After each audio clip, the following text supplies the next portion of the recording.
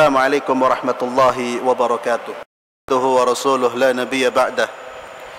قال الله تبارك وتعالى في كتابه الكريم: يا أيها الذين آمنوا اتقوا الله حق تقاته ولا تموتن إلا وأنتم مسلمون. يا أيها الناس اتقوا ربكم الذي خلقكم من نفس واحدة وخلق منها زوجها وبث منهما رجالا كثيرا ونساء واتقوا الله الذي تساءلون به والأرحام إن الله كان عليكم رقيبا. يا أيها الذين آمنوا اتقوا الله وقولوا قولا سديدا يصلح لكم أعمالكم ويغفر لكم ذنوبكم ومن يطع الله ورسوله فقد فاز فوزا عظيما. أما بعد، إخواني في الله أعزنا الله وإياكم. Kita akan melanjutkan kajian kitab Bulughul Maram dan pembahasan kita masih dalam bab al-imamah, mengenai salat berjamaah, kemudian aturan kita salat berjamaah, termasuk di dalamnya bagaimana kita mengatur shaf, termasuk juga kita akan membahas bagaimana seorang imam juga perlu memperhatikan jamaahnya dan kriteria apakah yang seharusnya dimiliki oleh seorang imam salat. Beberapa hadis yang berkaitan dengan bab ini sudah kita bahas, dan kita akan lanjutkan dengan hadis yang diriwayatkan oleh Abu Hurairah radhiyallahu tabaraka wa taala anhu, anna an-nabiy sallallahu alaihi wasallam qala, bahwa nabi kita Muhammad sallallahu alaihi wasallam bersabda, idza amma ahadukum an-nas falyukhaffif. Kata nabi, jika salah seorang di antara kalian menjadi imam, falyukhaffif, hendaknya ia meringankan.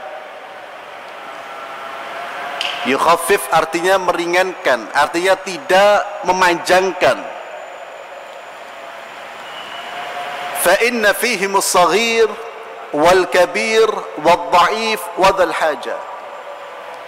Karena yang di belakang imam ini ada anak yang masih kecil, ada orang yang sudah tua, ada orang yang lemah karena sakit, ada orang yang punya hajat, beragam macam, beragam manusia di belakang dan beragam kepentingan ada di belakang imam.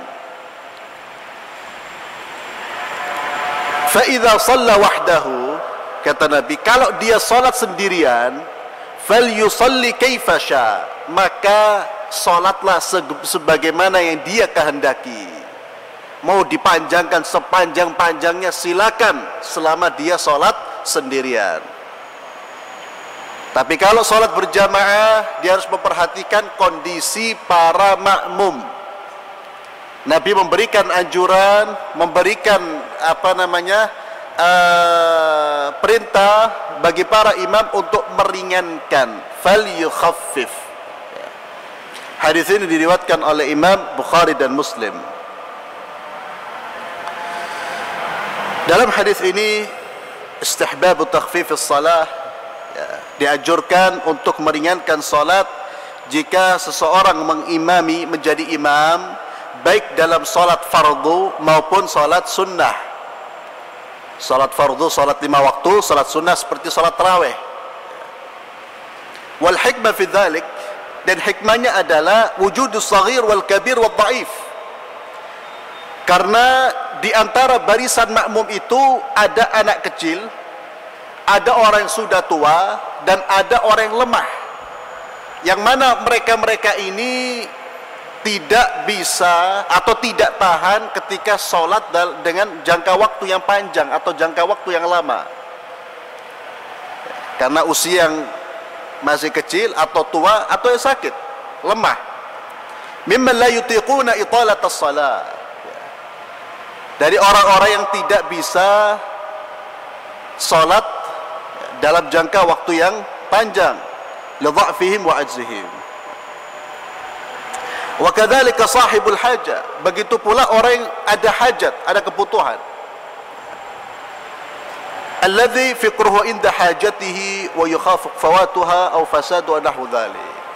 Dan sudah kita bahas bagaimana Rasulullah pernah menjadi imam, kemudian kemudian tiba-tiba beliau meringankan salatnya, mempercepat salatnya.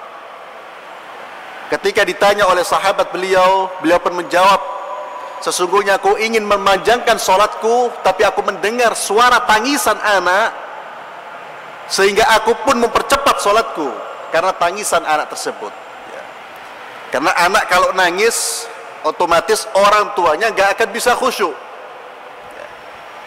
Anak kalau nangis berarti dia ada kebutuhan yang harus dia penuhi, yang harus dipenuhi. Inilah rahmatnya Rasulullah Muhammad sallallahu alaihi wasallam. Beliau memperhatikan umatnya, memperhatikan anak kecil, memperhatikan siapapun. Ini adalah ajaran Islam, di mana seorang imam hendaknya dia memperhatikan kondisi makmumnya. Juga pernah saya sampaikan dalam kajian ini bahwa meringankan sholat itu bukan sesuai atau jangan sampai disesuaikan oleh hawa nafsu manusia. Tapi meringankan sholat itu hendaknya disesuaikan dengan tata cara sholat Rasulullah sallallahu alaihi wasallam. Kita sudah membahas bacaan-bacaan Rasulullah sallam dalam sholat 5 waktu, bahkan sholat sunnah. Dalam sholat subuh beliau membaca agak panjang, disebutkan 60 ayat subuh. Sholat zuhur juga masih panjang, tapi tidak sepanjang subuh. Sholat asar separuhnya zuhur. Sholat maghrib pendek, sholat isya lumayan. Ya, seperti yang ayat-ayat yang sudah kita sampaikan. Artinya tetap meringankan di sini. Kalau kita mengikuti bacaan-bacaan yang biasa dibaca oleh Nabi, itu sudah ringan. Itu sudah ringan. Jadi bukan mengikuti hawa nafsu manusia, apalagi manusia zaman sekarang yang gak betah untuk sholat. Jangankan dengarkan bacaan, berdiri aja malas. Kalau menuruti hawa nafsu mereka, qul wallah itu sudah dibilang panjang nanti. Qul wallah, imamnya baca secara tartil, ayat per ayat, sudah merasa kepanjangan. Ini kalau kita mengikuti hawa nafsu manusia. Juga berkali-kali saya memberikan saya bercerita tentang dulu pernah ditegur imam membaca surat dalam surat juz ammah. Ditegur, Ustaz, kalau baca jangan panjang-panjang.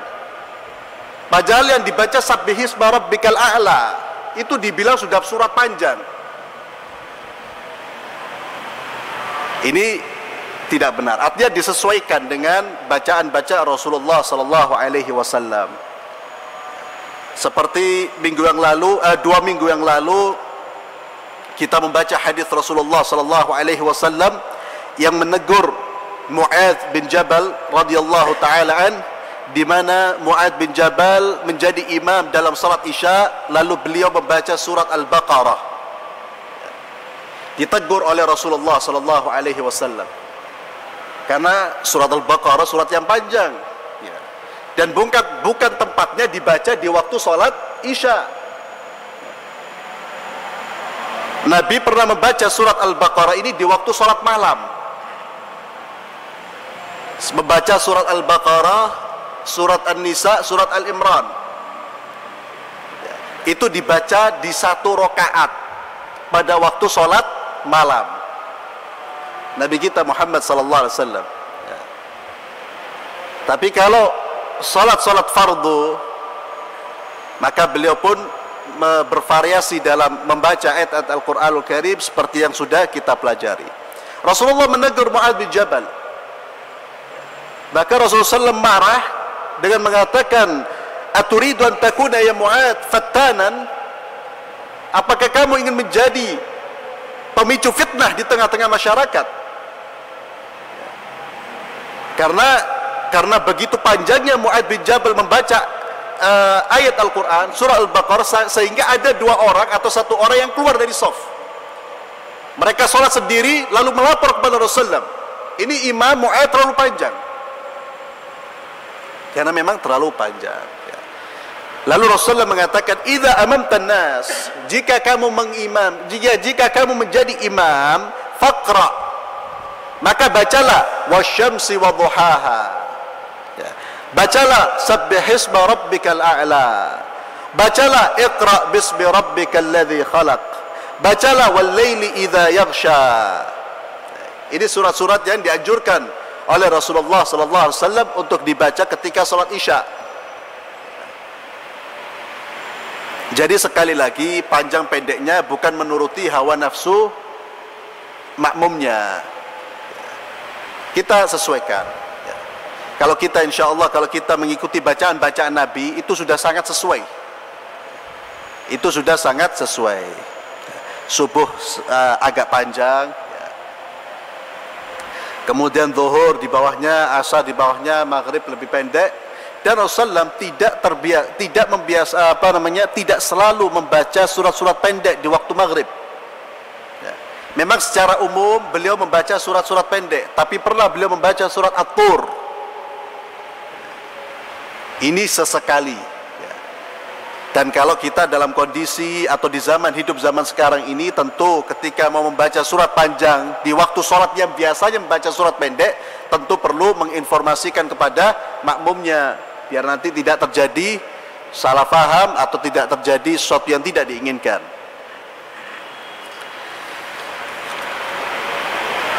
Kemudian begitu pula dalam rukuk, sujud, dan gerakan-gerakan yang lain, maka dia harus memperhatikan. Jangan sampai terlalu panjang sehingga menyulitkan siapa? Makmumnya. Sehingga menyulitkan makmumnya. Tetap memperhatikan kondisi. Jadi tidak membaca doa-doa yang panjang. Kalau kita sholat sendirian, silakan. Silakan memperpanjang sholat. Kemudian dari Amr bin Salamah radhiyallahu taala anhu, qala abi ji'tukum min 'indin nabi sallallahu alaihi wasallam haqqan. Amr bin Salamah radhiyallahu taala an, beliau berkata ayahku, ji'tukum, aku datang kepada kalian, min 'indin nabi sallallahu alaihi wasallam haqqan, dari sisi Rasulullah sallam dengan membawa kebenaran. Qala fa idza hadaratis salatu falyu'adzin ahadukum waliya'ummakum aktsarukum qur'ana. Kata Nabi, kalau datang waktu salat, hendaknya salah seorang di antara kalian mengumandangkan azan dan menjadi imam di antara kalian orang yang paling banyak hafalannya. Aktsarukum qur'anan, orang yang paling banyak menghafal Al-Quran. Qala, Amr bin Salamah berkata, atau ayahnya berkata, fanadharu falam yakun ahadun aktsar minni Qur'anan. Ketika ayahnya menyampaikan sabda Nabi ini, bahwa dalam salat itu yang paling banyak hafalannya menjadi imam, yang layak menjadi imam, maka mereka pun saling melihat siapa yang paling banyak hafalannya. Ternyata kata Amr bin Salamah, mereka melihat bahwa saya itu adalah orang yang paling banyak hafalannya. Lalu ditunjuklah Amr bin Salamah, dan pada saat itu Amr bin Salamah berusia 6 atau 7 tahun, dijadikan imam. Hadis ini diriwayatkan oleh Imam Bukhari, Imam Abu Dawud dan Nasa'i. Maka dengan menggunakan hadis ini, kalangan Syafi'iyah, mazhab Syafi'i berkata bahwa boleh sah imam menjadi imam anak yang belum baligh selama dia mumayyiz. Mumayyiz itu sudah bisa membedakan mana baik mana buruk, walaupun dia belum baligh. Amr bin Salamah ini berusia 6-7 tahun, tentu belum balik. Ini dalil bagi mazhab Syafi'i yang membolehkan, sah. Yang dilihat itu adalah bukan usia, tapi yang dilihat adalah siapa yang terbanyak hafalannya. Jadi tidak benar kalau milih imam itu karena yang paling sepuh. Oh, ini yang paling sepuh, yang usianya sudah 100 tahun, fadhal Pak Imam. Padahal baca Al-Fatihah nggak karu-karuan. Bukan seperti itu. Islam itu melihat, menilai berdasarkan ilmu, bukan usia. Berdasarkan kelayakan, menjadi pemimpin apapun itu yang layak, yang bisa mengemban amanah dalam kepemimpinannya. Kalau sholat tentu berkaitan dengan Al-Quran, berkaitan dengan hukum Islam, maka yang paling banyak bacaan dan paling banyak hafalannya itulah yang berhak menjadi imam. Di sini dalil bagi mazhab Syafi'i.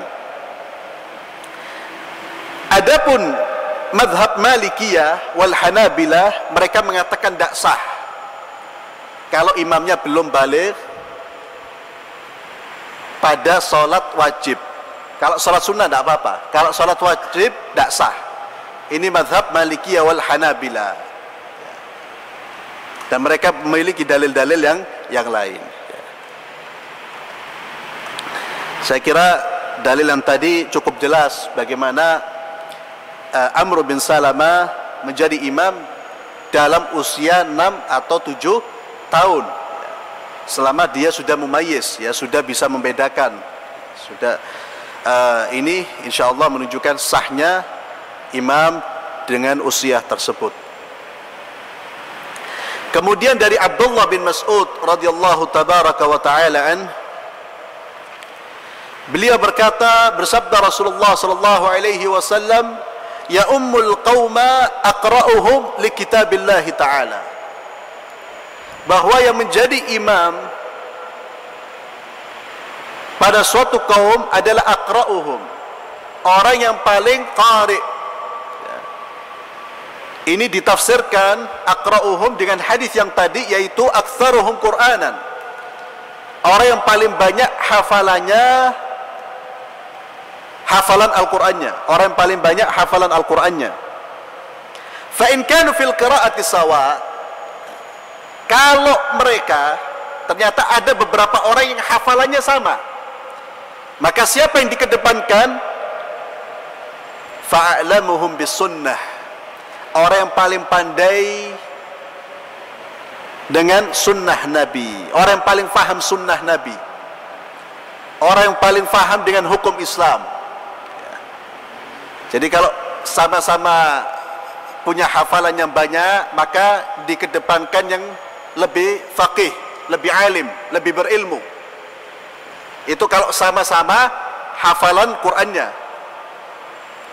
Fa in kanu fi sunnati sawa'an fa aqdamuhum hijratan. Ya.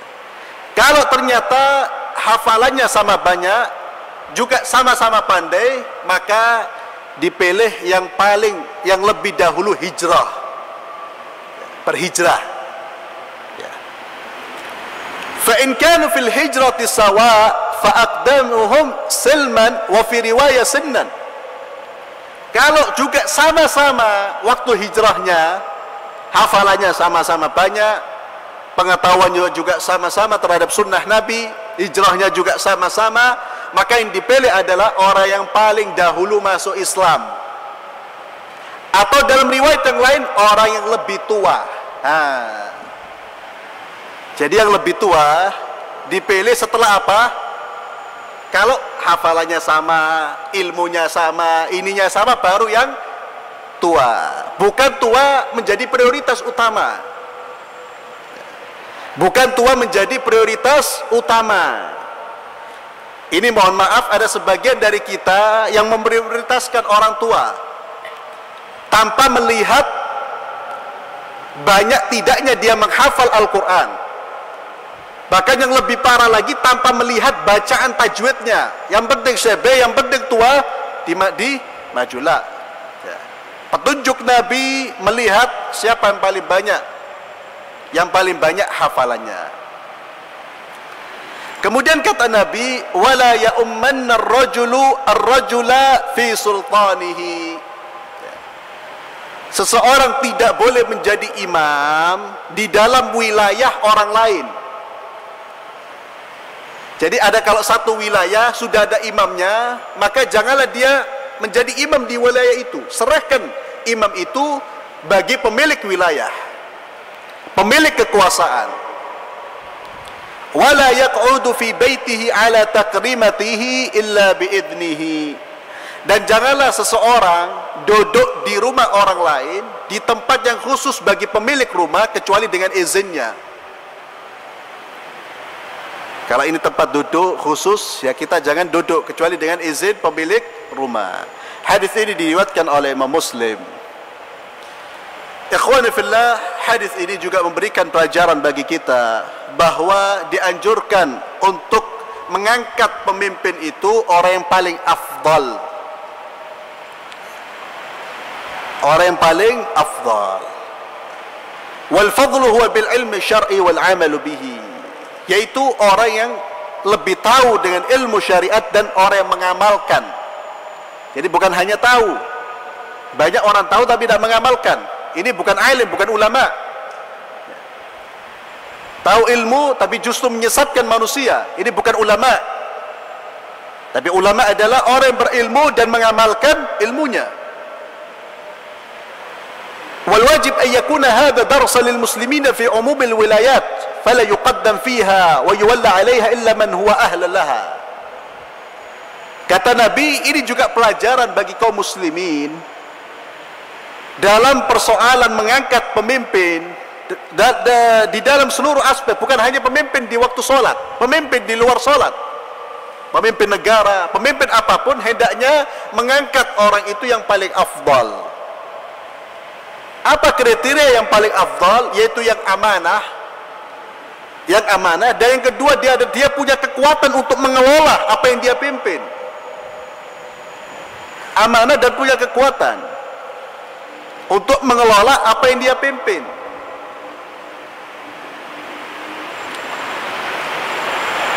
Karena kalau manusia sudah mengangkat pemimpin orang yang tidak amanah, ini menunjukkan kiamat sudah dekat. Dan di antara dekatnya hari kiamat itu ketika manusia mengangkat pemimpin menjadi pemimpin orang yang tidak amanah. Kriteria yang mereka pakai bukan lagi layak apa enggak, tapi ini orang saya, maka dia hendaknya menjadi pemimpin. Ini dari kelompok saya, maka hendaknya dia menjadi pemimpin.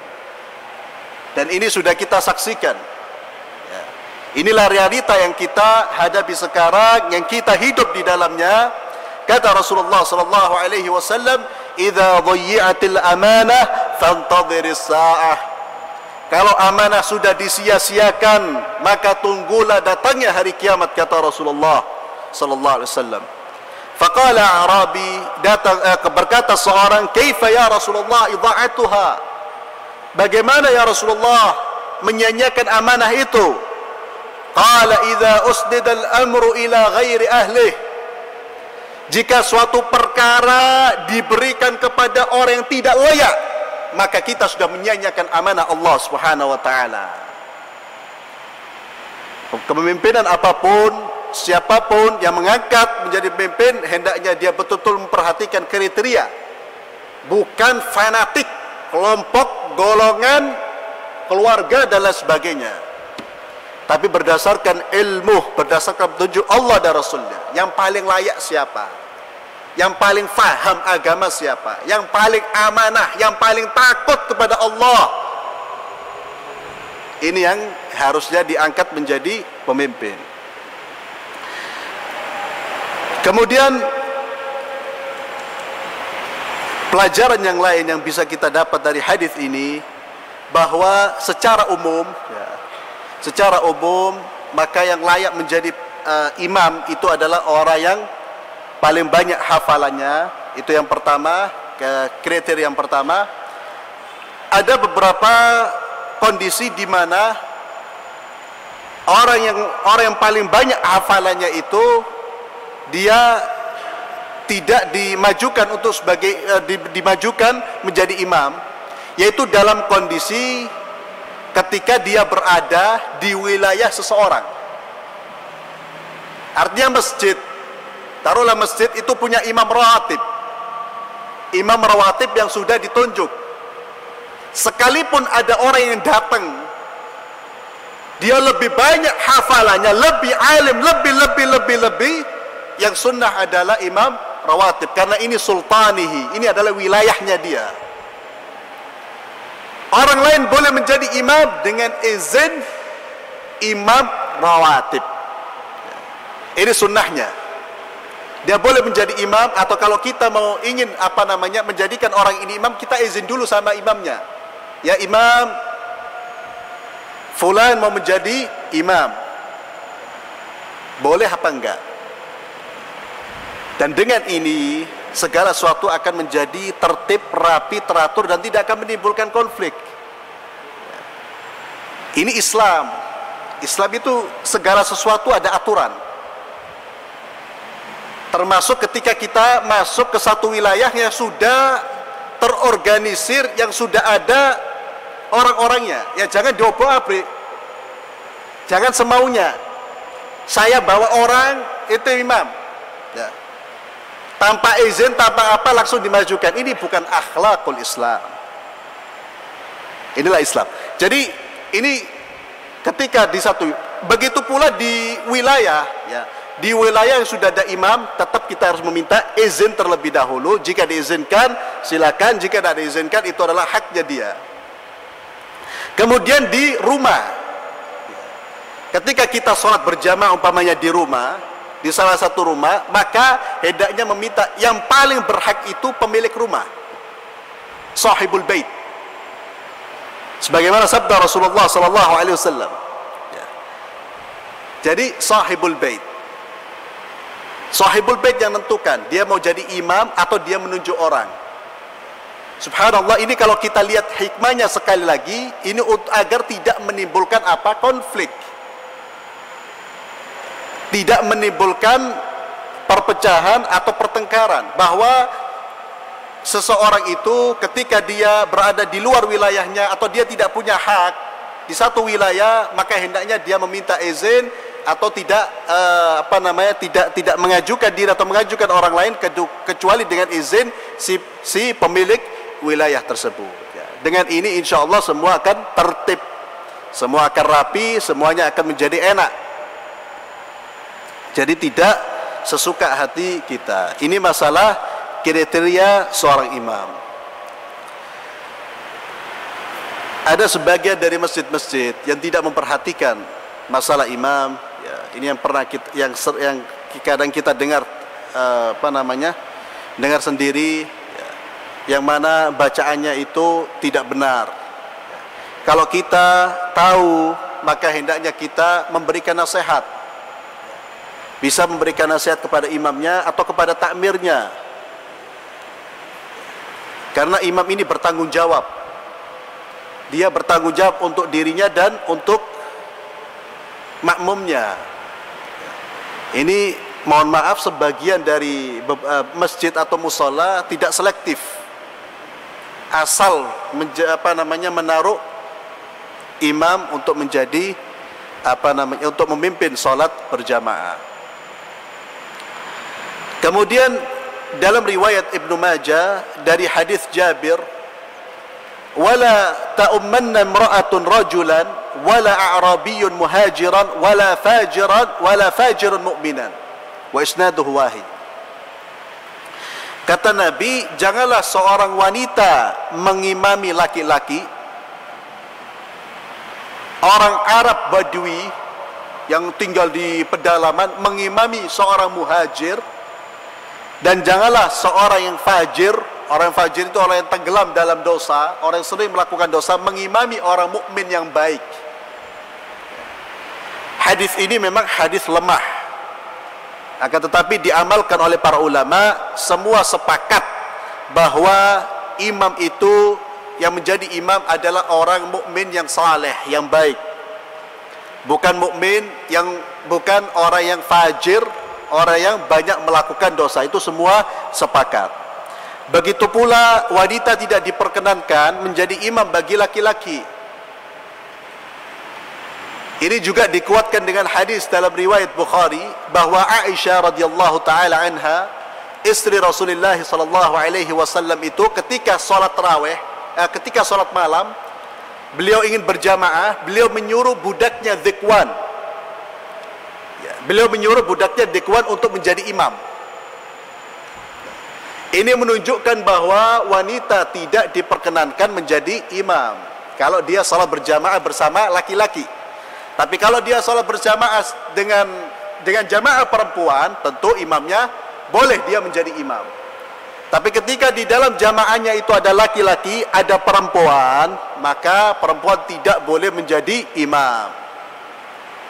Maka tidak salah ketika umat Islam mengecam perilaku salah seorang aliran liberal, wanita yang beraliran liberal, yang membuat membuat kontroversi dengan menjadi imam pada waktu sholat Jumat, kalau tidak salah di Amerika. Jadi dia Aminah Wadud, dia menjadi khatib plus imam, wanita. Di belakangnya ini campur aduk wanita laki-laki tanpa terpisah softnya.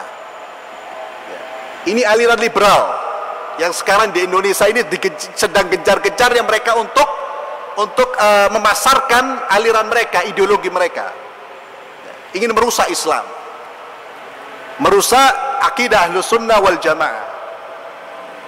Mereka tidak mau menggunakan aturan hadis, maunya sakarape dewe. Apalagi mereka mengusung faham gender, kesetaraan gender, laki-laki perempuan itu sama. Padahal Allah mengatakan walaysa dzakaru kal untha, bahwa laki-laki tidak sama dengan perempuan. Ada hal-hal yang sama, ada hal-hal yang tidak sama. Tapi mereka menentang hukum Allah. Mereka mengatakan tidak boleh ada perbedaan antara laki-laki dan perempuan. Kalau laki-laki kerja, perempuan harus keluar rumah. Kalau laki-laki bisa menjadi imam, perempuan juga harus bisa menjadi imam. Kalau laki-laki dalam warisan mendapatkan 2 bagian, perempuan harus 2, tidak boleh 2-1. Yang mereka tentang bukan manusia, yang mereka tentang Allah Subhanahu wa taala. Ini sudah, dan mereka berani mempromosikan ini. Berani. Ini maka kita harus memberikan edukasi pendidikan kepada keluarga. Tanamkan agama yang benar, akidah yang benar, ibadah yang benar. Waalaikumsalam warahmatullahi wabarakatuh.